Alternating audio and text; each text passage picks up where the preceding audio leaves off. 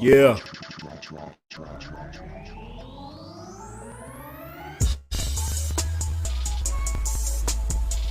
One, two, 1, 2. You already know.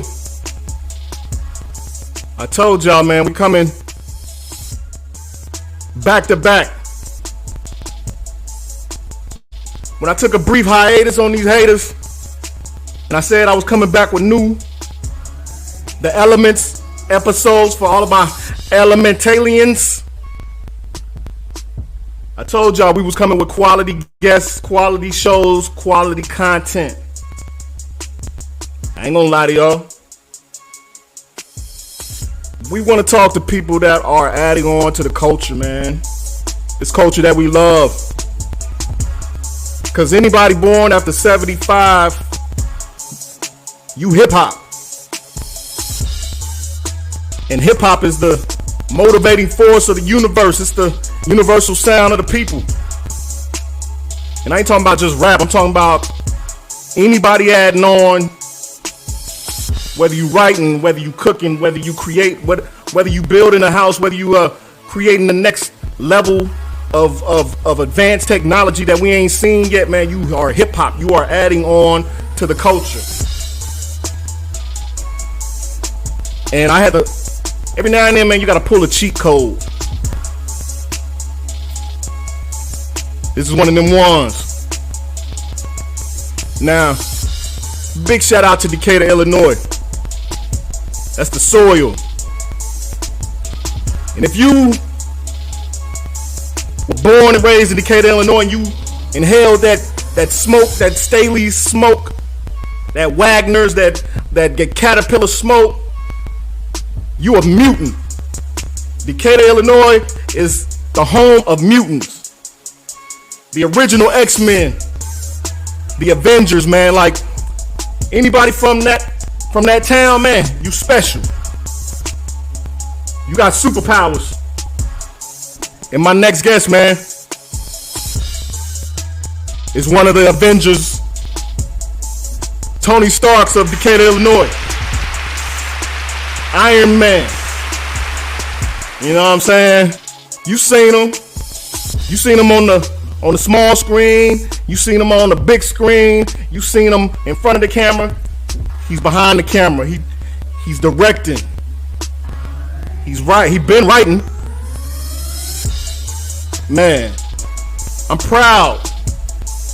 I'm proud to have this brother. This is blood right here. I'm proud to have him on, man. Let me bring him on in. Elementalians. Y'all give it up. One time for your mind, RonReaco Lee. What's good? Yeah. My man. That's the hell, man. That might be the best ever, bro. Hey, man. I appreciate that, man. Appreciate that, man. We just having fun with it, but we telling actual factuals too. You know what I'm saying? Like, yes, you know, ain't no lies in that. Nah, bro. Yeah, man. How you doing, bro? I'm well, man. I can't complain. It's woke up this morning, and good. Word. I ain't got nothing to complain about. I hear that, man. I hear that, man. These days and times, man. If we moving and shaking and everybody in good health, man. Hey, that's it. That's it. Hey, real quick. This might be my first podcast, bro. This is the first one. Sure. I ain't gonna lie to you. I have been running from podcasts, man. Really? Dude, tell me, put me in front of the camera. Give me like a script. Give me some stuff. I'm your dude. Put me in front of a mic or webcam, and you ask me to have a conversation. Dude, I'm straight. Yeah. But I'm coming out of that like this. This is great. This is perfect to test the waters. Cool. And yeah, man. I'm very happy to say the Elements podcast is my first podcast. Man, and we are so happy to have you, man, because you know, I've been wanting to speak to you for a long time. On just on everything that you're doing. But like I said, you know what I'm saying? Like, you know, I just wanted to I'm trying to gain my footing in this whole thing too. But, you know, I've been about a year in and you know, like I was just saying in the intro, man, like, you know, sometimes you gotta pull that cheat code, man. So you gotta pull the cheat code. Up, down, left. There you go. Level, and then you on a whole nother level. You open a whole nother level up. That's it. But yeah, man, you know, we just gonna conversate, Reac, because you know, let's get it. I know you. You know what I'm saying? So, yes, sir. For my people who check this out, that don't know who RonReaco is, I'm gonna give them just a brief overview, but then I want you to add on. Yes, sir. So, RonReaco Lee, Decatur, Illinois native, man. Like I said, from what I, you know, from a young dude, man, you always was charismatic and always had this wit and this natural ability to conversate with young people and grown folks, like carry on real conversations with grown folks and have people laughing, and you was always entertaining, man. And our grandmother said, I don't know what the exact words were, but I know you probably know, but she spoke something on you, like she knew something. Yeah. You know what I'm saying? What was it that she said to you? You remember that? I can't. It would take my dad, your uncle, to tell you. But I will say what I do remember specifically is your mother. I told my parent that they needed me to Hollywood, man, when I was young. I know grandma spoke on it too, but I know for a fact, your mother, my aunt, she spoke on it specific to my mom and dad. Get that boy to Hollywood. Wow. Yep. Wow. Hey, man, it's you know, it's something that people see, and even as children, man, you know, it was just always something, you know, and you know, as far as our parents are concerned, you know, brothers and sisters. Yeah. And me being the oldest cousin in that circle, I was always just like, yo, Reac, he got something. I don't know. I didn't know how to translate it at that young age, man, but you would be preaching and doing all kind of stuff, man. I was like, where's this guy come from, man? He was doing some crazy stuff, but you was just being you. What you think? Where did that come from? Where does that come from, man?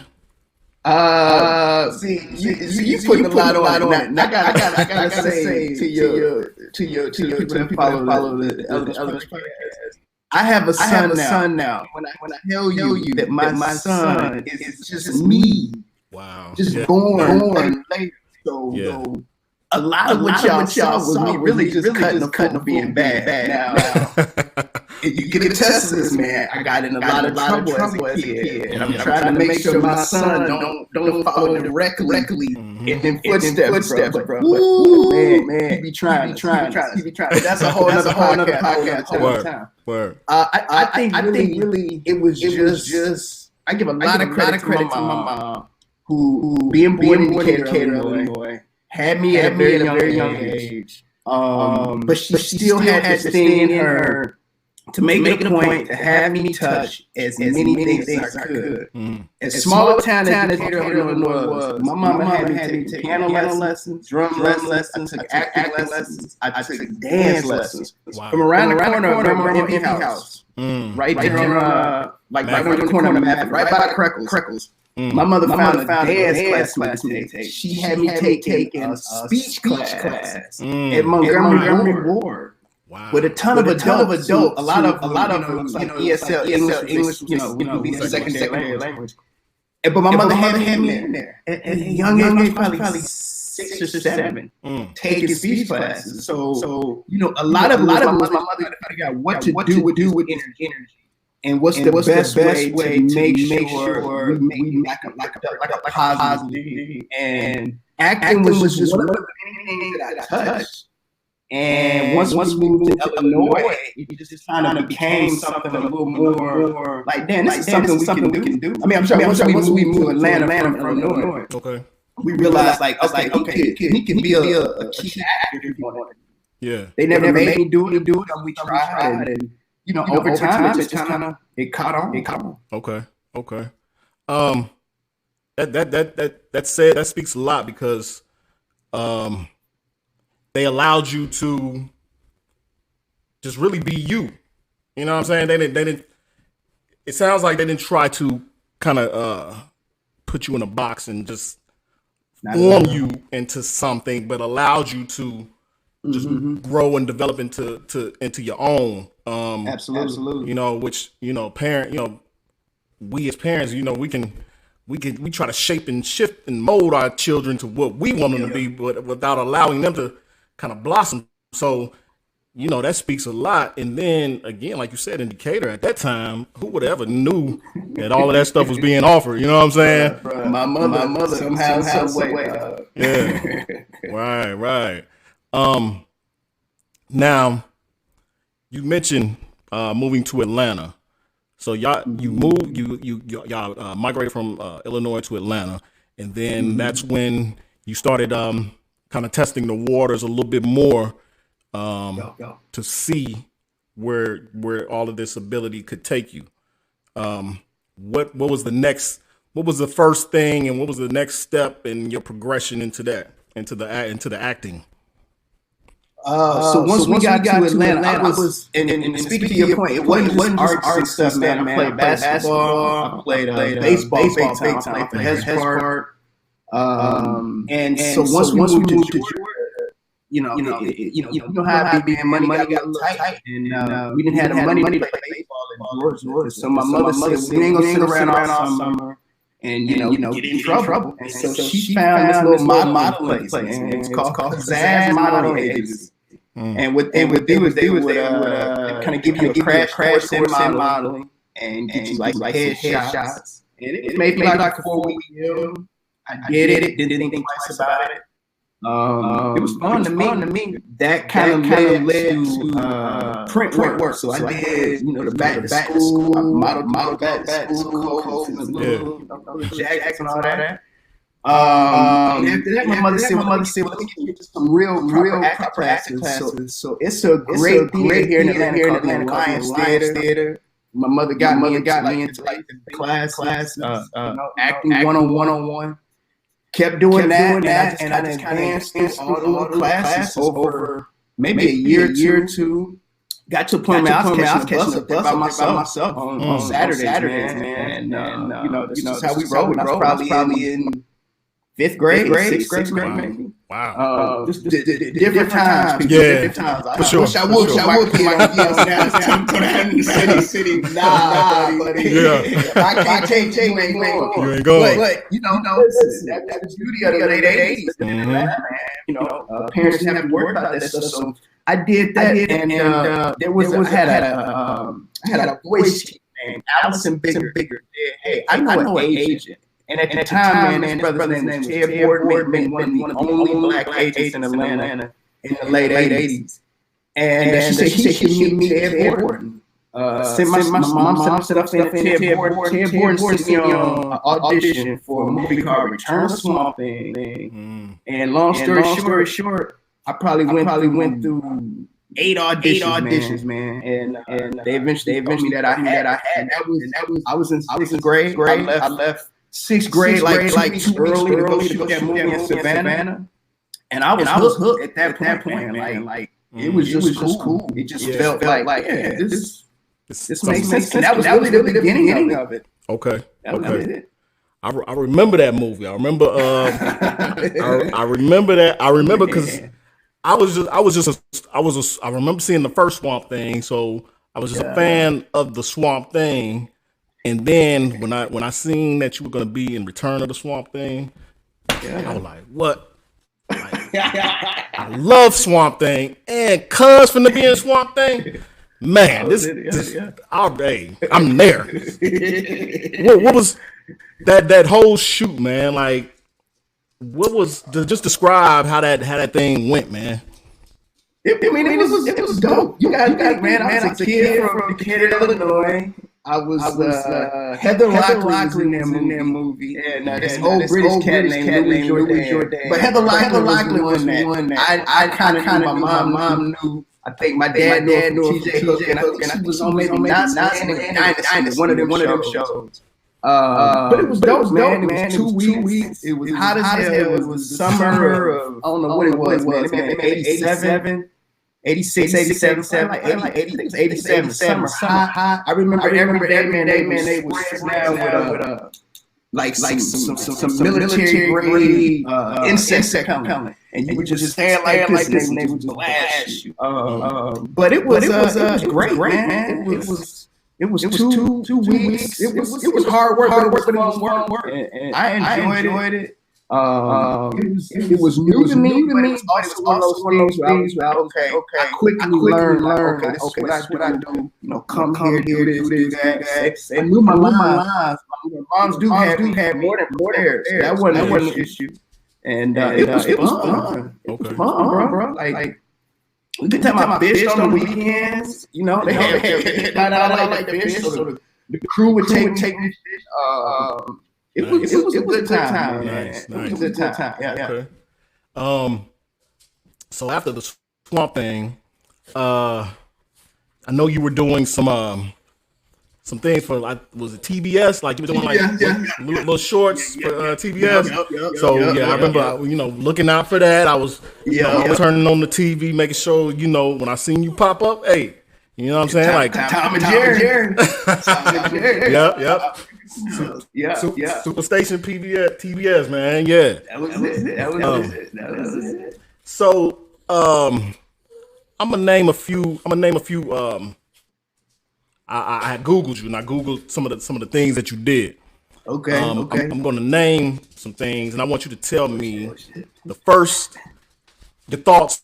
What comes to mind when I name these particular productions? So this first one, this is definitely a classic. Glory. The first thing that pops in my head, I had to do a scene with Denzel, and he had to get up in my face. And I remember just not knowing. Like I had never done that scene work before. Since I was 11 years old. And I didn't know how far he was going to take this scene, man. But he had got up in my face. And I remember I had my drum. I played drummer boy. And the drum rested on my legs. And the director, Ed's was like, I want you to lean in there, like, get in his face. And I was sitting there quiet thinking, if he lean in, he's going to crush my little 11-year-old leg. The drum was resting pretty much on my shins. And I wanted to speak up, but I didn't know how. I'll never forget it. Denzel said, hold on, I can't do that. This drum is resting on his legs. If I do that, I'm going to hurt him. And I remember thinking, dude, thank you for speaking up. Because again, you talk about, I went from Return to Swamp Thing, which is really like a low budget B movie, to try picture multi-million-dollar. Listen, I know if I can speak up. I know if I can use my hand. But I'll never forget the first thing I think of is he cared about this little actor, this little from Georgia, and his first words out of his mouth, I can't do that. Yeah, I don't want to hurt him. Now I'll never forget that. That's the first thing popping up in my head. That's dope. Yeah. Wow, because there was a lot of great actors in that movie. What? Did anybody, just you being probably the youngest person on the set, did anybody at any time just come and just kind of give you any advice, just kind of give you some jewels that maybe you really didn't even take in at the time? Yeah. Andre Braugher, who played I can't think of his name. I hate to disrespect him, but Denzel played. It was brother, a great actor, man. And he I'll never forget, we sitting outside our train one day, and we just started talking. And he urged me that if this is something that I wanted to do, that I should take very seriously and try to study the craft of acting, not be lazy about it, but really understand it. And I think kid actors, a lot of times it's a matter of sitting down with whoever it is, your mom, dad, grandma, learning your lines, coming to work, and repeating what you memorize. But he urged me at the time, and I didn't realize it then, but he urged me to like go deeper and really connect with characters and really build characters.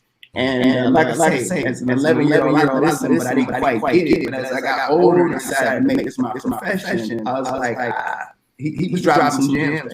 Yeah. Dope. Next one, man. Another classic right here.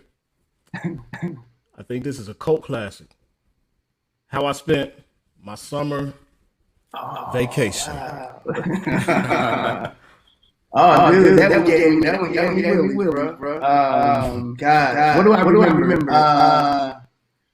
That was 96. I had walked away from acting, man. I didn't have the desire to do it anymore, and I was running. I was in college. I was running a daycare, and they sent me the script. Long story short, I was like, man, I told y'all don't send me no scripts. I'm done. And it's like, come get this script. This how long it was. I had to drive Stone Mountain down the Buckhead, pick up the script, and I was at a stoplight, like Bar Road maybe, and I started reading it. And I was mesmerized. This brother from Howard University had wrote this script. He was graduating and found some money to make it. And I was like, yo, I had never read anything black. It was like a black love story. These young kids in college, and it was falling in and out. I was like, man, I had never auditioned for anything like this before. So I said, you know what I'm gonna do? I read the script and audition, and I had a good first audition. They called me back, and I tell you, the night before the call back, I got scared as hell because I hadn't worked in a minute, and I realized I go in and do this in front of producers, directors, and I got so scared. And I remember praying that night, and this was the thing that took me to LA. Really. I said, Lord, if this is what I'm supposed to do, I need to sign, because right now I'm all over the place. And man, the next day I went in and I killed that audition. I mean, it was like I just went for it. I got it. And that movie, man, I met this great brother, John Fisher, who wrote it, went to Howard. And we're still good friends now. I'm actually producing in his next feature. It's me and a couple other cats, a couple of them Howard with. But just a brilliant writer, director. And man, it was that movie gave me the confidence to venture around West. But I'll never forget that last audition, because I was shook, bro. Yeah. I was like, yo, it's been a minute. It's feeling of like coming back after taking a year off, and then like, yo, man, we got a playoff game. It's game 7. Right. Can you come in? And I'm like, yeah. I ain't been in the gym in a minute. Bro. I've been taking care of babies. You hear me? I'm diapers. I ain't been doing no kind of acting. But all credit, man. All credit, God, for really giving me that sign, this is what you're supposed to be doing. Yeah. That's dope. He always has a way of just kind of always showing you, and always attribute.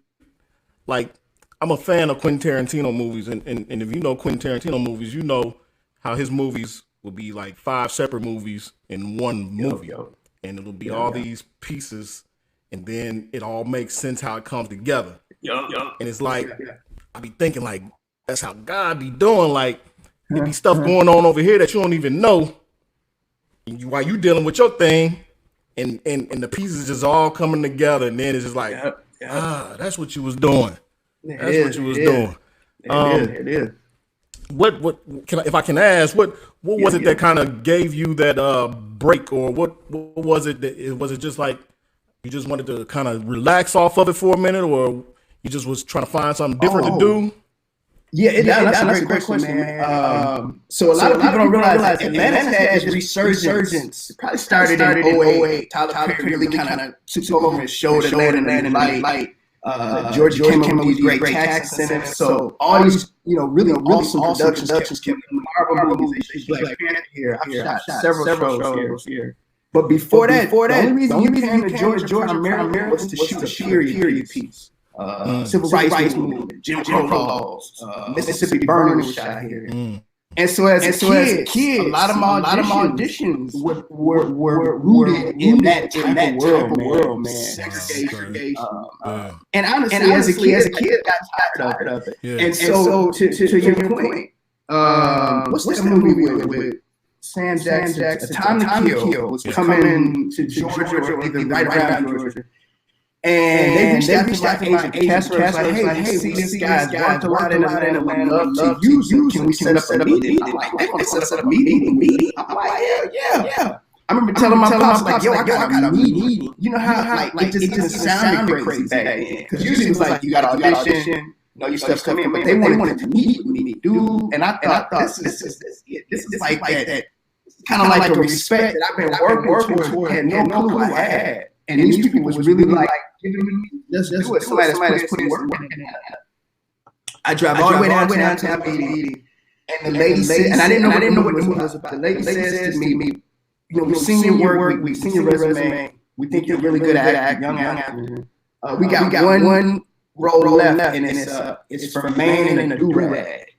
And I just remember my heart just sank because I thought they was gonna give me some material to sink my teeth into, and I could like, let me get this. And it was just like, and I remember I was thanking you. I remember coming home. I walked in the door. I said, how'd it go? I said, man, I'm done. I said, I don't want to do this anymore. I said, this is what I gotta do. And if my talent is just reduced to man and do-rag. If they had given Buddy a name, Miko, Marcus, whatever, I probably would have.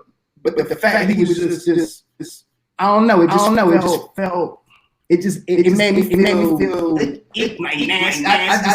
said I'm good. I'm good on it. Yeah. And that's what I called me. I said, man, I'm straight. I really like taking care of kids. I didn't change my major to early childhood development, and I really wanted to open the daycare, man. Wow. And just kind of, I was. For a young black man, it was just rare. But I was damn good at it. Yeah. And I felt like I could really rear out of it. And so that meeting led me to be like, yo, this is what you're supposed to do. Wow. Okay. So from there, now you was in LA for a minute. Yep. And that's when I think, we started to see you in a lot of the productions and things that you started to really become known for during that period. Sister.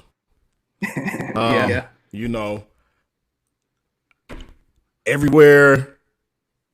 I know there were times, if you can remember, when my son had the big production at his charter school. Yep. all them kids went crazy. You came and co-hosted the event, and man, all them little girls, that's Tariq. Man, they was going crazy. So we started to see you, digging deep in those productions, and you were like, you weren't just a one-time type of character. Like you was in that mug. You know what I'm saying? Yeah. How was that? How was just being involved in that whole production? How was that like in working with the twins who are just mega stars themselves?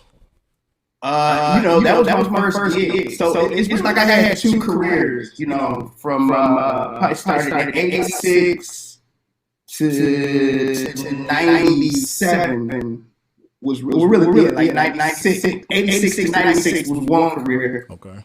And then I took the move with the brother that actually wrote and directed House on Vacation. We moved to LA together. He was like, hey man, trying to sell another movie he had.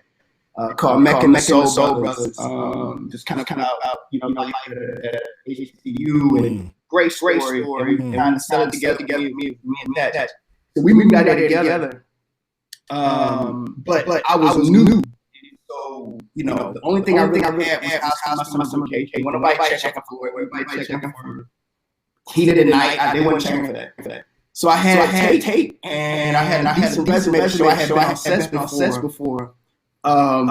He left. We moved out there in 1996. They sold that movie probably around February, March. Bounce. But I stayed. It was one of the hardest things. It was one of the hardest decisions. My parents wanted me to come home. I didn't leave because I stayed home. So my parents just they was like, come home. I had a couple homeboys that called, and they called one homeboy, called me with another freeway, and they basically said, "Don't bring your ass back here." They said, "This is a test," and I was mad at them. Like, man, y'all wouldn't be out here, man. We got arguing, but I knew what they were saying, and I knew I didn't stay, so I stuck it out. My first 6 months out there was terrible. I mean, I had audition after audition. I was robotic. I couldn't just find my stride. Mm-hmm. And I had a couple of auditions that were okay. I had one with Moesha. I got real close on. In fact, they called me back and they said, "We want you to meet with Brad." And I was like, "This is that shot. This is what I've been waiting on." Go in, and I gotta say, I knew my shit cold. Like I knew it before I went in there. Got it in the room. And this was unlike anything I've ever seen, man. It was probably 30 to 40 people crammed in this little room. They call it a producer session.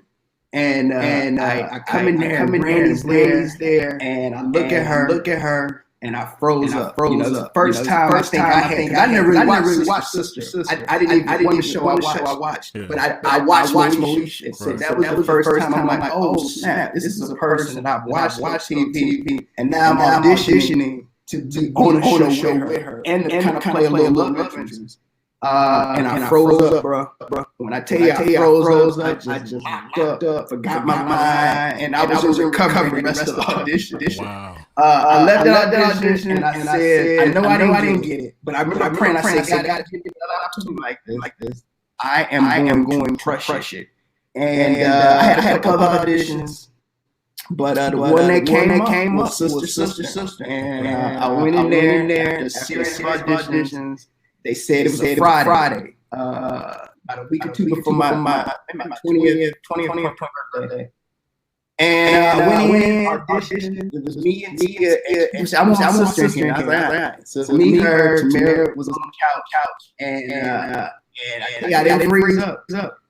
I hit it, and I left feeling good, but you never know. Mm-hmm. And they called me around about 7 o'clock that evening. Working on Monday. Mm-hmm. Went out, and we celebrated with my homeboy, my manager at the time. And yeah, man, it was quite the experience. I knew him read because my dad was a WPRP in Cincinnati, so I knew him. Of course, I knew Jack. And the set was cool. It wasn't a lot of times when you have what they call green talent people that ain't really work. They know they got to keep a hand on you, and they did a good job. I can remember I was very soft spoken because I had kind of film and kind of not four camera sitcom. Four camera sitcom big, and they need you to be loud, and so that was the big. And I was country, and so they stayed on my ass about my articulation, man. They would ride me like wouldn't. But it was all good stuff, good lessons. I learned a lot. Working in school, it was a very how can I say it? It was a very kind of straight set right off the rip. They gave me the rules, regulations, and said, cussing, don't talk about now, talk about nothing. Yeah. So I really close with them, man. I was 21 when we started that show. So Friday nights, they would go and do young stuff, man. I was on Sunset, I was in Hollywood. I was down Crenshaw all night, man, wilding out because it was. Yeah, I mean, listen, man. I'm in LA, right? But that was definitely the beginning, man, of kind of that second half of my career. Okay, I was gonna ask, like, cultivating relationships with the people that you work with, especially when it's it's an extended production and it's something where you're gonna be seeing people, 5 days a week for the next 12 weeks or something like that. Mm-hmm. So was it, was there any type of, as time went on, was there any type of just growth and any closeness as far, like a family type of situation or anything like that, or was it just really just? Because not with that show. The thing you gotta realize is, I think they did 6 years. I came in for the last 2, so they have really formed their family. Now, where I was fortunate was they brought in Dion Richmond. Well, I remember us from the Cosby Show, right. And Dion was dope because he was kind of an outsider like me. But Dion had Cosby money. He wasn't like you gotta think I was catching the bus work for the first season. But by half the first season, he was driving Lexus. He was, he had a different level of clout than I had. Yeah. So he and I became buddies. So he and I kicked more than me and the girls did. Okay. And then I had a couple nights after the show where I would get out with Jack A would call into a restaurant and do. I mean, out where he could. I was just telling somebody. She set up a table. Bro, it had to be about 20 at the Shark Bar on La Cienega, man. This is probably 99, man. One phone call on a Friday night. And they gave us damn near half that restaurant to kick it. Wow. So I kicked it with them, but say me and the girl, it just okay. I think they went to see the Titanic about 30 times, man. Every Friday night, what y'all doing, man? We going to see Titanic. I'm like, I be on Sunset. Titanic. Wow. Crazy. Hey. I couldn't do it, man. All right, so after Sister, didn't you eventually get back on Moesha? I did. Okay. I appreciate you bringing that up. Because I think this is when the sex symbol RonReaco was born. I believe that. Snap. Yeah. Talk about that, man. Talk about that. It was. I think when they called me in audition, I don't think I ran Brandy, but I can remember when I found out I got it. I was like, "Woo!" It felt different. It hit different. Mm-hmm. Different. I went to the table read, which is usually that was Monday. They have everybody come and just kind of read the script. But I obviously had a different swag about me because I had done Sister, people knew what I could do, and yeah, man, it was great. They asked me how would I take my shirt off. I guess so. And I played this. People that don't remember, I played this creepy dude that was almost like kind of pseudo date rape episode. So, and they need the guy that could be looks sweet enough to kind of get in Niecy's room and spend the night, but then also have a creepy turn that would make people go, gotta go. So I need to say, I knew the character would not come back on the show, but it did feel good, man, to come back and somewhat vindicate myself. Exactly. And had that comeback. I would have never thought connected stories, man. Yes. I like your journalistic. Hey man, hey, you know what I'm saying? I be doing my thing a little bit. You know what I'm saying? Yeah, man. So that was that redemption. That's that redemption. Sir. Yeah. Okay. We're gonna run it down the line, man, because you gotta your track listing, man. Your track listing is crazy. I appreciate it. And you work with some legends too, bro. Been blessed. Guess who? Let's talk about that, because that's actually one of my favorite movies to watch. It's funny, just straight up funny. It is, and just a dope story. So Bernie Mac, you got to work with Bernie Mac, man. I got to work with Bernie Mac, man. The first memory pop out with two things. One, I was late as shit to my first audition, bro. I had some traffic. Somebody had tried to rob a bank. And like right there, I would kind of make my way down to the studio. It was at Sony. And they had the box. When I got there late, audition was over. I remember the cast was like, "Okay, baby, you missed. Let me get you some water." She gave me some water, and she's like, "Don't worry about it. We're gonna have another session. Things happen for a reason." I get the next audition next week. Dude, I'm there half hour early. I'm in there waiting. And I be there, and Mike Epps don't walk in. And I'm thinking, wow. And Mike Epps, I never forget. Mike Epps on the cell phone. And Mike Epps said, "Well, what the hell he want me to talk about, man? I don't know what to say to the motherfucker." And so I'm sitting here thinking to myself, like, they're calling him in, same part, and they're basically saying, "We'd love for you to do this. If you want to do it, it's yours. If not, we got this other dude in the lobby. We can get him. We'd rather have you." So I was like, man, I'm just going in and do me. I did me, and then they invited me to table read, and I was like, "Oh, so I wonder what happened to Mike." And I went to table read. And what I was going to this story is, they gave before we started, everybody went to the restroom. I ran to the restroom, and Bernie Mac was in the restroom, and I said, "Let me shoot my shot." I said, "Yo, B, man, you my Illinois man." I'm kind of from the suburb of Chicago. That's what we should tell people. Did nobody know? I'm from the suburb of Chicago. He said, "Where you from, Reac?" I said, "Man, I'm from Decatur, Illinois." He said, "Decatur, Illinois ain't no goddamn suburb of Chicago." I said, "You're right. And we do the table read, man. I do my thing. I think it went well. As soon as I'm about to leave, I be damned if Mike still walk in. They pull Mike into a back room. I'm like, shit. It's his role if he wanted. But little did I know they wanted me for the role that I played. And obviously, I got it. They wanted Mike for his cab. Now, I auditioned for both roles. But I never knew which one they wanted to Mike. But I was surprised. I thought Mike might get a bigger role. Okay. And he did. He got that cab role. Wow. Okay. Yeah. Any did during that shooting process, I mean, you with Ashton Kutcher. Yeah. Bernie Mac. Yep. Who else was involved in that? Zoe Saldana, Sherry Shepherd, Niecy Nash was in that. Wow.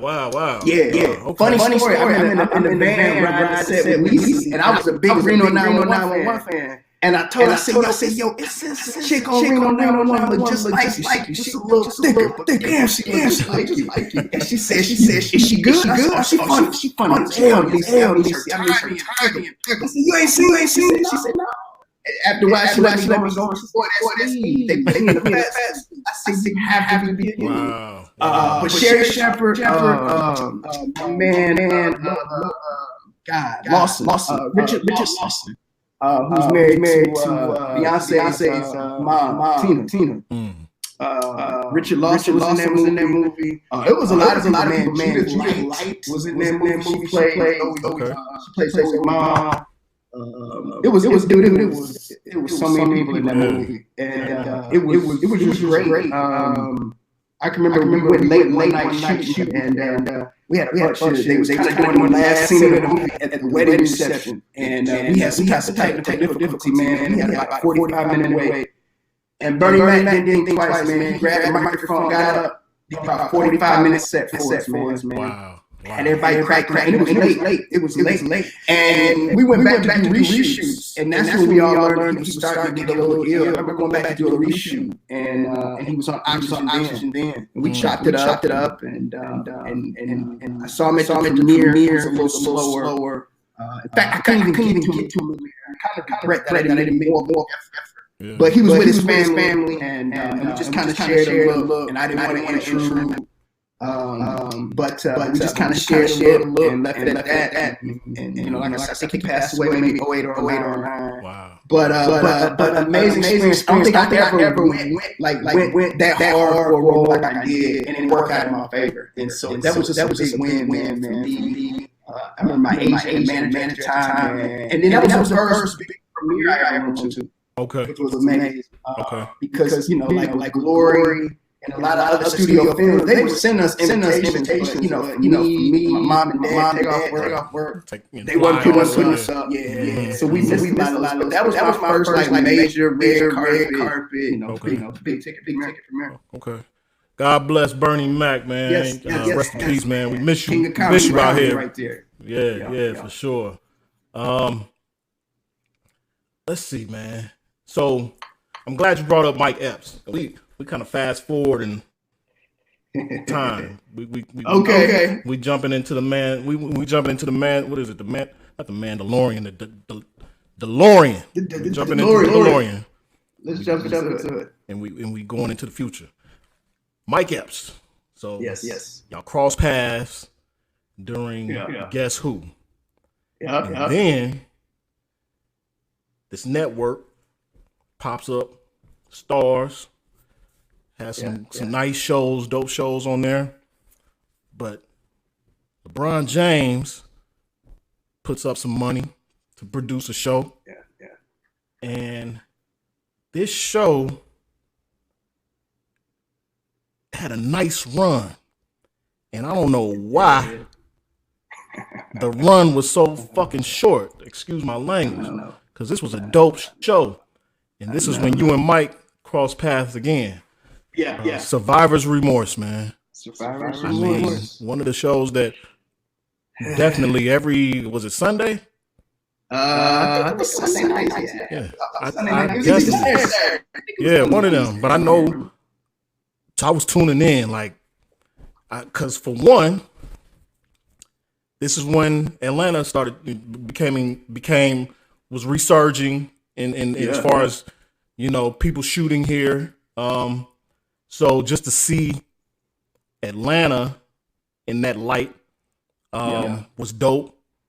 And then the storyline was just everything was well written. Your character, well written. Like to see black people, professionals with money handling business. That shit, all of that was just dope. But at the same time, that relationship, that the characters, Mike Epps' character and I don't want to mess up a name, but played Pam. Yeah, Tashina Arnold. Yes. Just everybody involved, man. It just dope production, man. Like, just give us some tidbits and some happenings on that, man. Because that was, I miss Survivor's Remorse, man. You miss it, man. I didn't realize how fun it was to play young, black, and rich. That show, and it's man, it was awesome. You know, that show came about interesting. I was doing a show on BT, and right before it launched, I was really blessed to go down to South America for a couple months to do a movie. For USA. And while I was there, I worked with a dude named Brendan O'Malley. cut to fast forward to I was at this name Nick. He created Burn Notice. He wrote he produced the movie I did in Bogota. But he had these big Christmas parties. And after me and the wife relocated back to Atlanta, I'd fly out to LA just for these parties. Good networking event, and it's just always good to show the face around. I'm at the party and he tells me, hey man, my cousin, his name is Mike O'Malley, and he's writing this show for LeBron James. I'm like, copy. Ain't think no more about it. I keep it moving. Not that I didn't believe it, but it's just like, you know, everybody writing, I'm like, all right, sound good. About a month and a half later, I get some material, and I'm reading. I'm like, oh shit, this is what Brendan was talking about. And I read it and loved it, and immediately put myself on tape. And I didn't hear anything for a minute. I called my manager back and said, yo man, I really like that Survivor's Remorse thing, man. And I remember my manager said, really? Man, I wasn't that crazy, but I said, nah, man, I dig. I said, man, let me know if it's gonna go any further. And if not, I'll let this material go. A lot of times I'll let it walk around my head until I know for certain it's dead in the water. And he back said, no, they like you. They like you writing the material, and they want you to, and they're gonna screen test. I said, cool. So I went hard for this, man. I hired a young kid that I knew in Atlanta, real hungry. And I have an acting coach here. And we rented out of space, and we worked through the entire script, and filmed, analyzed, dissected it. So when audition came, when the screen test came, I was ready. They called me and said they want to fly you to LA, and I told my wife, and she said they want to fly. I said yes. They must really want you. And I said yeah. Now that was I was born in 2020. So this was 2014. We had this massive snowstorm, getting like yeah. So when they wanted to fly me, I told them, I said you're not even going to find. I'm not driving to the airport. And I don't think you can find a car service to come get me. And they couldn't. And so they said, be ready, figure something out. And so they had me set up my laptop. I sent my wife and my newborn baby. I was probably 2 months old. I said, y'all go upstairs, be wilding out, cussing. And I did the audition right there in the dining room. Wow. And we was in Cobb County. We was in Powder Springs. I sent it in. And they kept me on ice for about a week and a half, 2 weeks, bro. And I jumped into this little play just to keep my mind like off of things. Yeah. And I knew, man, when I got that call, bro, I remember running in, and I looked at Shay, and I'll never forget it. She was holding bride, and I said, they want me. I said, they want me. She said, what? I said, that show. And she said, what? I said, yes. And before I knew it, I was on a plane to LA, probably a day later. And I was reading with Missy, the character that played my wife, and they had reading cams. And they couldn't find any cams for the longest, man. I thought this show was going to go away. I flew to LA about 7 times, man, and read with different people. And finally we found Jesse Usher. And we went into production, man. And it was, that show will forever be just that thing that it stretched me in so many ways. It taught me so much, and it really made me realize what I was capable of handling.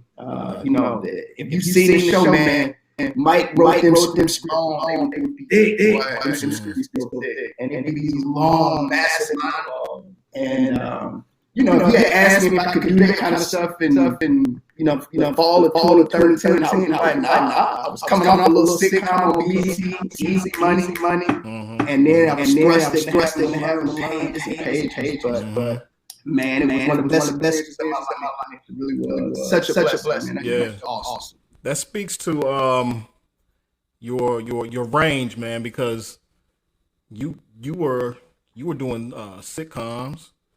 Yeah. And you just started, kind of expanding your thoughts and how you getting down. You played the crazy dude in the joint on BET. What was that? Oh, the movie. Running Out of Time. Yeah. I mean, you just had you just have a broad range. Like you never got stuck in one thing, which is dope, because I like to see that, and I know I know that you got that in you, and then also you've been segueing like a mug. Let me do my thing. Yes, I'm sorry. But you brought up your wife, Shay. Yes. How has that been in regard to expanding the type of roles that you do, but also now you're a family man, so now trying to find that balance. How has that been? It's been a learning experience. I'm thankful I'm where I'm at today, because where I'm at today, I wasn't necessarily there. And I've been together over 10 years. And she's seen me, kind of into this kind of cute roles where it's kind of fun. And then she's seen me take heavy roles. But there's always been that challenge from her to think about how I want to be. I think as a starting artist in LA at 20 years old, you're just trying to work. Give me this, whatever job you gonna give me. And I can remember early on, she kind of subtly challenged me to think about how I wanted it, how I wanted it, how I was in it. And at the time, I'm like, I gotta keep some lights on, I gotta pay these bills, I gotta work. And I think when it was exactly, but I can remember thinking back to the first time I saw Blair Underwood. I was probably about 21, and he was at this. They had these kind of. Oh God, I can't think of it. It was great. All these vendors come in. They call it the Pan African Gang, something in LA, like in the Merc Park somewhere. Okay. And they did a couple of years running. It was great, man. A lot of beautiful, vendors come sell arts and crafts, stuff, food. But I saw Blair Underwood there, man, with his wife, and he had a small child with him. And she kind of challenged me to think about how I wanted to be perceived. I can remember the first time I saw him, and the level of black excellence that brother exuded. You could see it, and I wasn't nowhere near him. He was, man, that dude was probably about 70 yards from me. But the way he walked, the way he carried himself, it was so visible, even from that distance. And so I remember going, I realized what you're asking me, as a wife, and to think about that kind of stuff. And even then we had discussions about it. It definitely makes me think twice about roles that I put myself in a condition for. I say no way more than I say yeah. Mm-hmm. And I know that frustrates a lot. Best representatives on my team, they get 10% of what I make. If I ain't making nothing, they ain't getting nothing. So, they want me to go. Right. And so it's very difficult at times to get them to understand. And, I've worked very hard to have this image. And I ain't going to let this quick check, would ultimately, in my opinion, can potentially mess up many checks down the line. And so that was something I did not realize prior to being married. Right. Yeah, man, because two things. And I know you know this. Your city is proud of you. Yeah. I'm talking about Decatur, Illinois, man. Like, oh yeah. They proud of you. We proud of you because of how you display yourself, how you carry yourself.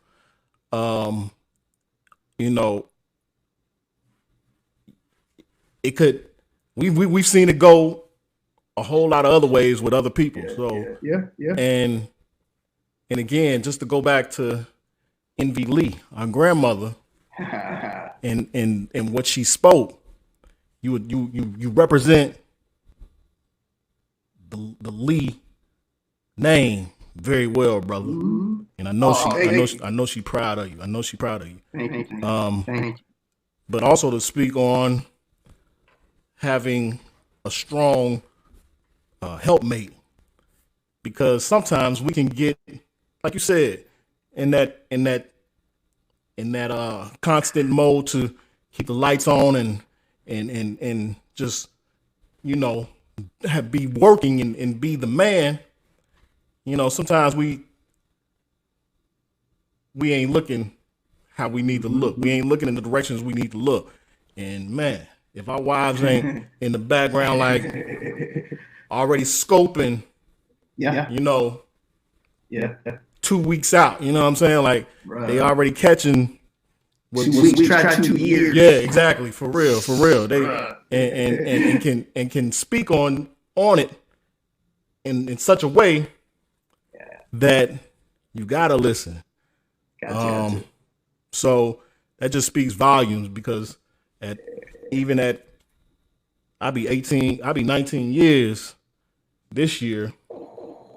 And that's right. Yeah, man. And I'm just, certain things is just kind of really settling in, like, bro. She right, you know what I'm saying? She right. Like, I should listen to that 10 years ago. Yes, sir. You know what I'm saying? So yeah, man, this, salute to Miss Shay.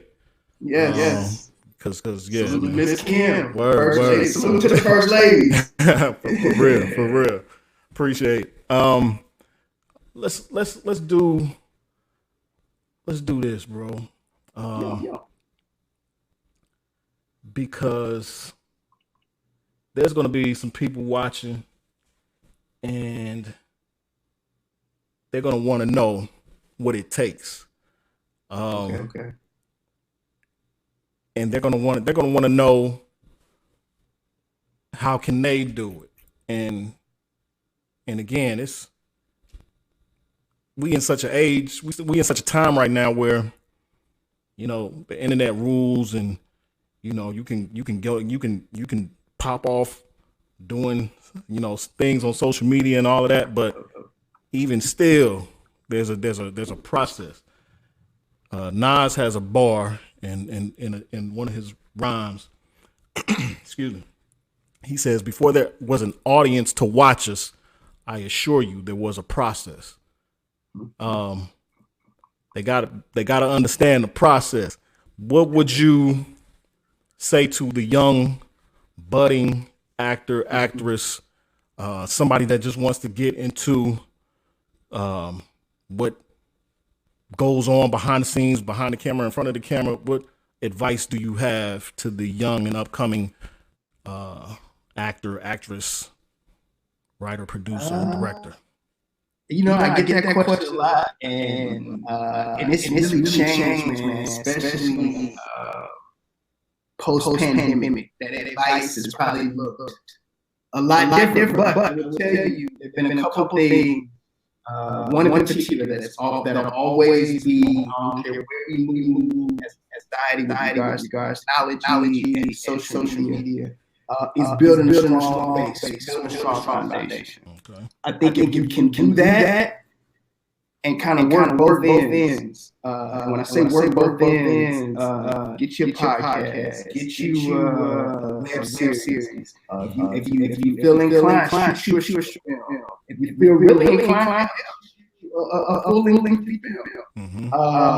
And then on the same token, as you're doing that, continue to build that foundation. So when you get those opportunities, and trust me, if you're doing that work, we're going to get opportunities. It's just it don't work. That's how it works. One of the first meetings I took was big casting director and McCaffrey, and I never will forget this. She told me to create your own energy in LA, and I didn't understand. I did not understand what she did. I was 20. I was like, what does that mean? And it took me a long time, honestly, to really understand what she means. And it's so true. As you create that energy creates energy. Before you know it, you got massive energy. And so I tell people, you couple that drive with a solid foundation, and you're a force to be reckoned.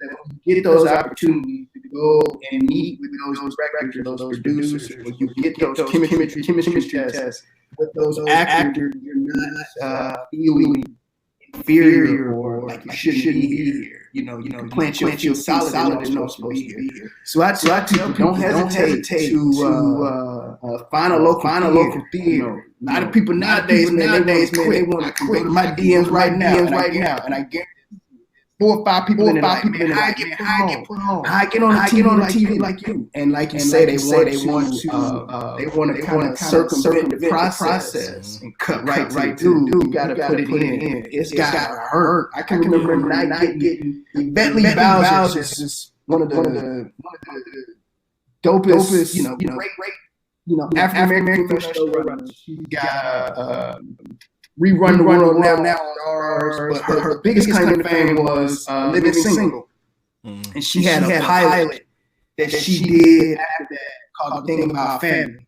And when I tell you I wanted this pilot, I wanted it so bad. And I didn't get it. Crushed me. I want to tell you, crushed me. I remember being brought to tears. And I remember my agent saying, these have to hurt.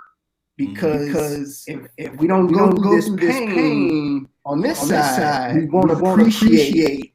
When we get to the other side, we get the wins, we're going to appreciate it that much more. And at the time, I didn't want to hear that shit.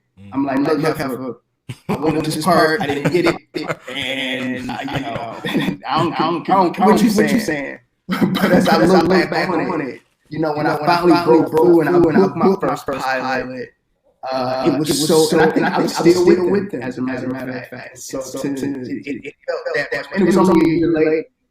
You got to break through the pilot game and LA is really tough. At least back then.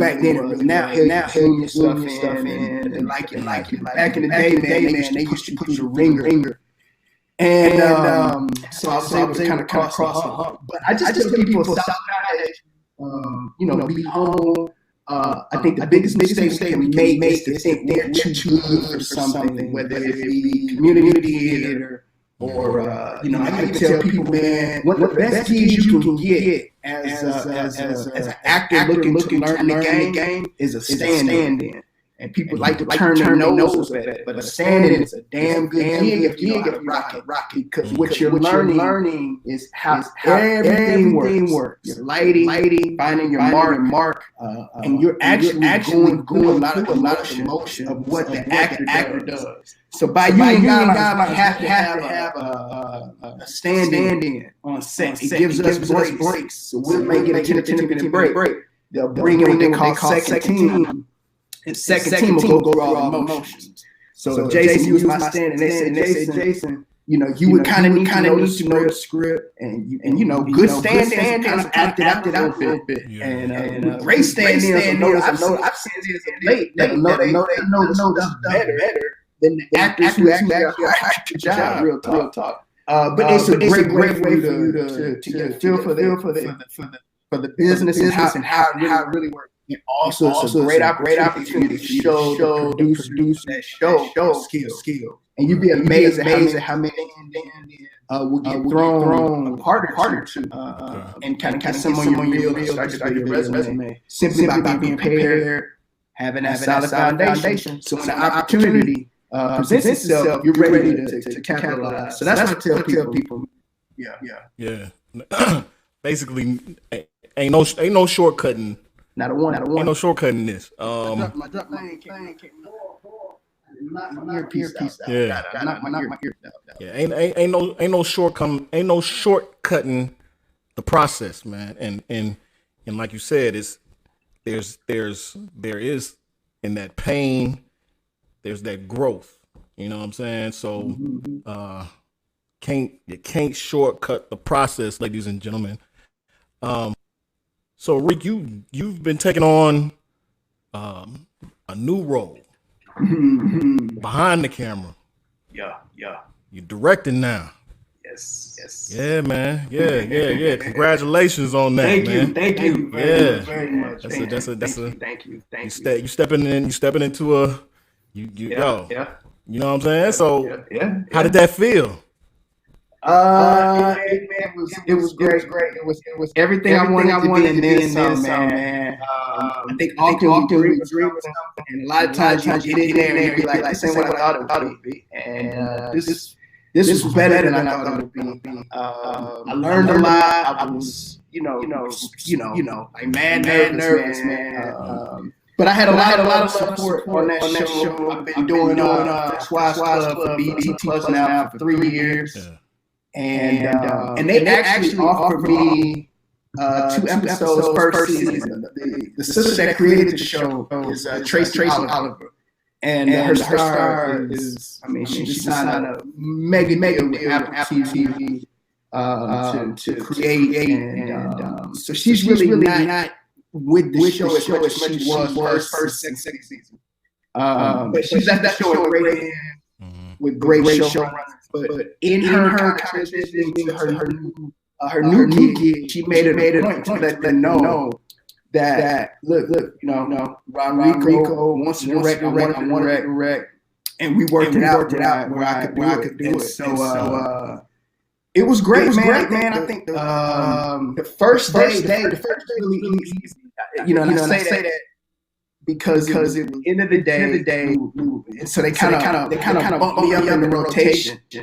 For people that don't know, there's TV shows have multiple directors, and so I ended up having to go about it early.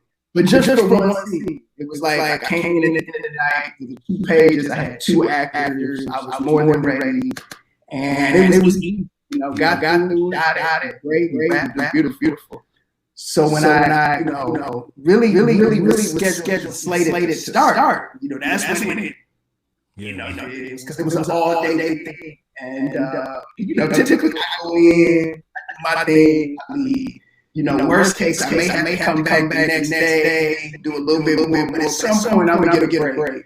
Bro, this was sun up to sundown, sun down. But no, man, I got, I think I stayed in a hotel for the first week, just so I could focus. But by the weekend, I had my bearings, I had my footy, and I stayed at the house for the last few scenes that we had to shoot. But it was amazing, man. It was amazing. Just the love and support from the everybody, man. Jill Scott is our number one on that show, and she just, I never forget. I was first scene. I was giving her some options because I'm the type of director. I don't like to come in and tell you what I want you to do. I'll be like, JaeSun, sit at your desk. I'd like to see you sit at your desk because visually this is a nice thing. But, is that what you feel? You like that? Okay, cool. And I gave her all these options. And I know if there's a my wife pointed out this. Clipper Homes, where I think Charlotte asked, can a man tell you what to do? And Jill Scott says, a man can tell me what to do if he can tell me what to do. And so I shared with her, like, yo, man, my wife was shot up, and it was so true. Like, you can tell me what to do. Tell me what to do. So cut to, I'm giving her all these options. I said, you can sit if you want, you can stand if you want to do. And she said, what do you want me to do? And I said, I just want you. And she said, you can tell me what to do. And she looked at me like, I said, appreciate you. And so I said, I tell you what, I see you walking in here. I want you to have a seat at us, and we'll let you stay out. And great, man. I had Tasha Smith, who's guest starring this season. I had some great Gina. I'm sorry. Deborah Cox is back. I got to do her. Cherry J. Vaughn. I got to do her. And so I just had a lot of people to have fun, and they showed me a lot of support. And I pray this is the first for me because, bro, I loved every second, even the late night hours, tired, draining. I was built for it. Right. That's what's up, man. That's what's up. It's something to be said about just still having that energy for what you do, and then expanding it, and still knowing that there's opportunity for growth. You know what I'm saying? Like I can and I see it. It's just in your eyes, man. Like so. Congratulations on that. Thank you. Besides directing, what's coming up for RonReaco? Man, I don't like speak on stuff too early, but I will say this, man. I've been developing a TV show since the pandemic. I mean, it's really been a baby of mine for a long time, but it wasn't something I wanted to commit to writing. And I was challenged by Michael Malley, who loved this idea, and he said, "Dog, we can sell this. We can sell it." He kept urging me text messages, and he said, "Have you wrote it? Let's just start writing it." He sent me a Christmas gift. I was in New York during the first season, First Class Club, and he sent me this great book and a journal. Said, listen, I started writing, journaling the ideas for this piece, man. This ain't what I want to do. And long story short, the pandemic, I was like, man, I can't sit like this and not do something. And I ended up bringing my boy Corey, who I know you remember. Definitely kicked it in our young days. And yeah, we'll that's different. But he and I partnered, man. And we made great progress. Sony has been interested in it since late last year. We're just trying to hammer out a deal that works for everybody. But I fully expect to be immersed in writing a pilot for Sony that they would sell. As Corey and I tried to pitch it. We pitched it. And Sony was the first company. Actually, Stage Street kind of got hold of it first. That's Bob Title, ironically in Illinois, based out of Chicago. Okay. And they did, they did barbershops. They did. Why am I tripping? They did soul food. They've done some great stuff. But they haven't Sony, and we've been trying to fight. But I got a good feeling about it. So I really want to devote some of the writing. And like I said, anything that comes up, acting wise, I'll jump in because I make my bread and butter. But directing is, once they cut this episode, I have something. It's kind of like a resume. I send to people. Say, look, I know what I'm doing. I get you an episode quality in the can. Should you give me the opportunity? Dope. But that's what the summer's looking like, man. Okay. We're gonna take a little trip, man. Me and the family gonna get out for a minute. Where school's back. And the wife and I look to that. But other than that, man, I'm out of right summer. Okay. Well, look, man. Keep it up, bro. Yeah. You're inspiring a lot of people. I appreciate it. You know what I'm saying? And plus, bro, you still you aging, man. You aging like you aging at the Benjamin Button level, man. Like, what I realized? People be like, man, how you? It was before I had kids. I realized that, man, it's the kids that age you, man. That's what age you, dog. I'm telling you. So listen, this I may have, dude. They wear this out. It's a blessing, but they wear this out. Hey, before we, because I feel like you like that preacher, Michael Hughes on the organ. And I got to share one thing, man, as it pertains to Decatur, man, and one of the very first, like one of the biggest moments in my career is I don't think he was there, Jay, but I had gone home, I moved to LA, I had done some, and I think maybe one or two episodes had aired. Not a lot of episodes had aired, man. It may have been a few more. But I used to go play like, oh, that's buddy. Mm-hmm. Went to Decatur, and I slid in the turkey tournament. And it was me and my two other cousins from my mama's side, Shakobi and Shaylin. Okay. And we said, man, we'll go to turkey tournament. So we slide in the turkey tournament, and I see a couple of Britain's daughters. One of them used to cheer for MacArthur. I can't think of her name on my head. Which one I saw? But I saw her and one of Fred's, or one of Conrad's daughters, Amber. Okay. And they were cheering for MacArthur. So I was like, oh, what's up, cuz? hug, whatever, went, sat down, watched the game. One thing no about it. Every now and then somebody would look and point, and I was like, oh, that's kind of cool.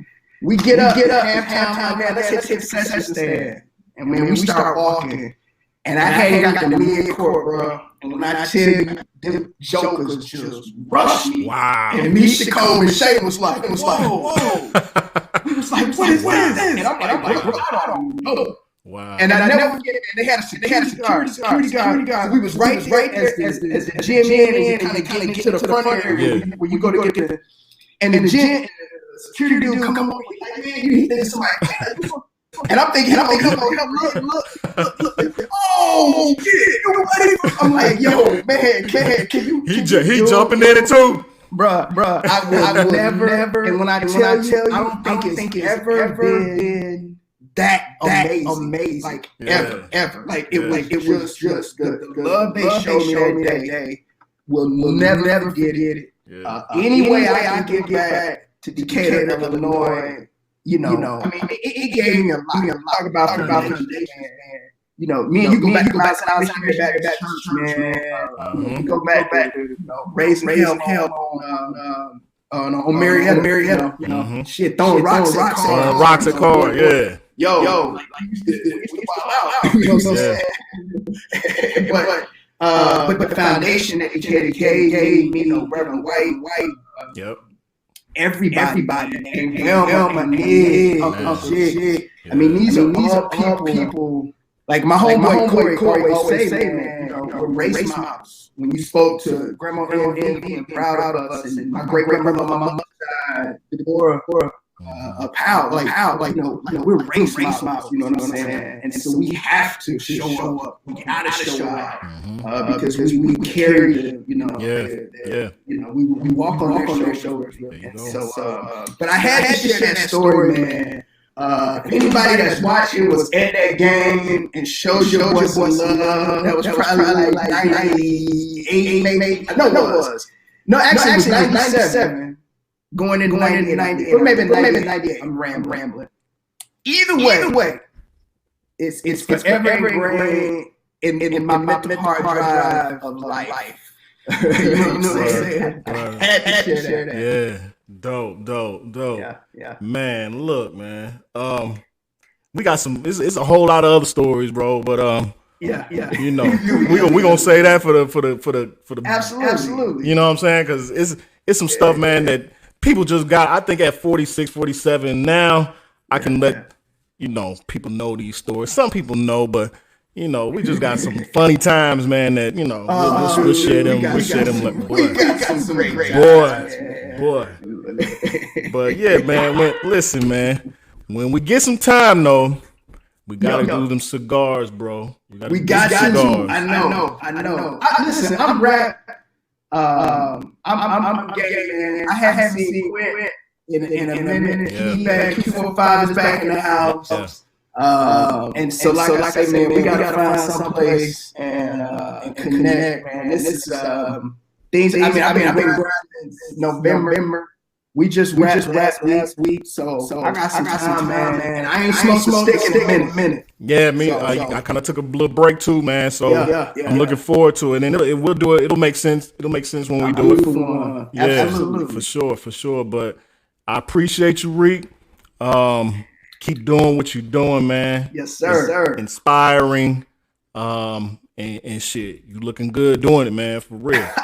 Thank you. Hey, can I say one more thing? Yeah, man. Shit. Man, listen, I'm proud of you. And for everybody that's listening, watching, man, Jay, you have always found, you have been finding creative outlets since you were a kid. And a lot of people don't know it. But JaeSun was a very shy child, man. And very shy. He didn't like speaking in front of people. So, to see you command an audience, whether you're doing your poetry, your spoken word, whether you're doing your podcast, man, I am proud of you, bro. And I don't sing your praise enough. I'm on social media, I'm on Facebook, but I am determined to get better. if for no other reason than to put people on that I love and to give people praises. And I know I'm a delay knowledge short man, but everything you've been doing, hey, not at all. There's a commitment to better. Because like I say, man, social media is a powerful tool, and as much as I be like, man, I gotta embrace it. I gotta embrace it. But having said that, dude, so proud of you. All of your endeavors, man. It's just, bro, keep doing what you doing. For sure. Appreciate you, bro. Appreciate you. And speaking of, look, before we I know I'm trying to end this, but I know this is Nick. I know he gonna want to say something real quick. Nick. All the way. What's happening, man? I'm doing the show live. I'm doing an episode, man. But guess who I'm doing this episode with, man? You doing it with? RonReaco, your cuz, man. You live, man. We're gonna make this part of the show. Say something. Baby. What up, cuz? What up? What's up, man? I see you out there with your whip. I've been good, man. I've been good, bro. I can hear him a little. You can hear him? It's good. I'm gonna hit you. Catch up, bro. Yo, he said he gonna catch up with you, Nick. Okay, sound good. Okay, I'm gonna rap with you in a minute. Give me a minute. Talk about it. I'm proud of that kid, man. Yeah. That dude, so proud of him. And got a good eye, man. Damn good photographer. Yeah. Like I said, yo, Decatur, man. We some mutants, man. Mutants, man. So, we gonna keep doing it, bro. We're gonna keep doing it. Yes, sir. Keep showing improvements in the family, my love. We appreciate you. Absolutely. You do the same. Yes, indeed. And I'll let you know when it's about to Please drop, man. do. All right, good brother. Appreciate you. Have a good evening, man. Congrats to Lil J. I saw that commitment. Yeah. Thank you. We're about What's to be up, empty bro? nesters, Reek. I don't know what we gonna do, bro. Do you. I got long ahead of these kids, bro. They just here. Hey, listen, man. I was a hoe when I was young, and I had these kids young, man. So I'm glad I got them out the way, man. I'm glad. But man, hey, yeah, man. Pray for us. You got it, bro. You got it. We own it. My man, cuz I love you. Love you too, bro. Let me know you want to get down. I got you. Here. Word. My man. All right, peace. All right, now. Yep. Yeah, so we wrapping it up. I told y'all again, the Elements podcast is about speaking to people, bigging up people who add on to this culture, to the hip hop culture. I always say we are curators of the culture. We determine what's hot. We co-sign what's hot. We write and we bring into fruition what's hot. RonReaco Lee, innovator in Hollywood and in the big screen, in front of the big screen. Now he's directing. Now he's pitching pilots. You know what I'm saying? That means job creation. That means giving somebody else opportunities. Take the jewels that the man was dropping. Don't shortcut yourself. If you love what you do, if you're an actor and you love what you do, study. Get so involved in it. Make it part of your routine.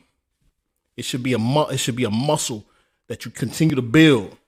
You know what I'm saying? Like, it should never be that you're just so good at what you do that you're not, trying to learn more. It's always something you could be doing.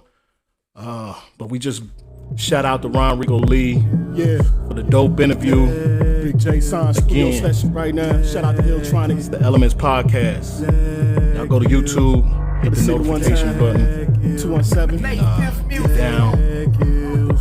Element Tailings. Yeah, that's what we calling us.